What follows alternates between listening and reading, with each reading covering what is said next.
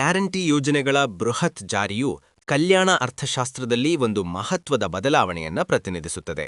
ಅಲ್ಲಿ ಕೋಟ್ಯಾಂತರ ರೂಪಾಯಿಗಳನ್ನು ನೇರವಾಗಿ ತಳಮಟ್ಟದ ಆರ್ಥಿಕತೆಗೆ ಸೇರಿಸಲಾಗುತ್ತದೆ. ಇದು ಸಮಾಜದ ದುರ್ಬಲ ವರ್ಗಗಳನ್ನು ತ್ವರಿತವಾಗಿ ಮೇಲೆತ್ತಲು ಸಹಕಾರಿಯಾಗಿದೆ.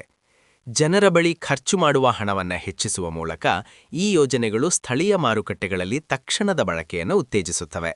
ಇದು ಹಣದ ಚಲಾವಣೆಯನ್ನು ವೇಗಗೊಳಿಸಿ ಸಣ್ಣ ಉದ್ಯಮಗಳಿಗೆ ಉತ್ತೇಜನ ನೀಡುತ್ತದೆ ಮತ್ತು ಗ್ರಾಮೀಣ ಬೇಡಿಕೆಯನ್ನು ಸ್ಥಿರಗೊಳಿಸುತ್ತದೆ. ಶಕ್ತಿ ಯೋಜನೆಯಂತಹ ಉಪಕ್ರಮಗಳು ಮಹಿಳೆಯರ ಸಂಚಾರದಲ್ಲಿ ಕ್ರಾಂತಿಯನ್ನು ಉಂಟುಮಾಡಿವೆ. ಸಾರಿಗೆ ವೆಚ್ಚವನ್ನು ತೆಗೆದುಹಾಕುವ ಮೂಲಕ ಮಹಿಳೆಯರ ಉದ್ಯೋಗ ಭಾಗವಹಿಸಿಕೆ ದರವನ್ನು ಗಣನೀಯವಾಗಿ ಹೆಚ್ಚಿಸಿದೆ. ಇದರಿಂದ ಗ್ರಾಮೀಣ ಮಹಿಳೆಯರು ನಗರಗಳಲ್ಲಿ ಉತ್ತಮ ಉದ್ಯೋಗಗಳನ್ನು ಪಡೆಯಲು ಸಾಧ್ಯವಾಗಿದೆ.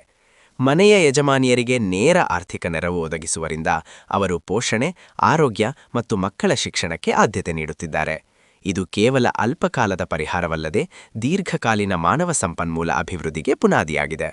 ಆದಾಗ ಅರ್ಥಶಾಸ್ತ್ರಜ್ಞರು ಆರ್ಥಿಕ ಹೊರೆಯ ಬಗ್ಗೆ ಎಚ್ಚರಿಸಿದ್ದಾರೆ.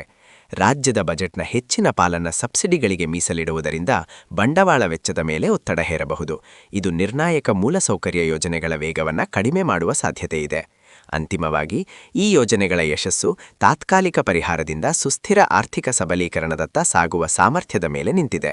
ರಾಜ್ಯದ ದೀರ್ಘಕಾಲೀನ ಬೆಳವಣಿಗೆಗಾಗಿ ಸಾಮಾಜಿಕ ಕಲ್ಯಾಣ ಮತ್ತು ಆರ್ಥಿಕ ಶಿಸ್ತಿನ ನಡುವೆ ಸಮತೋಲನ ಕಾಯ್ದುಕೊಳ್ಳುವುದು ಅತ್ಯಗತ್ಯ.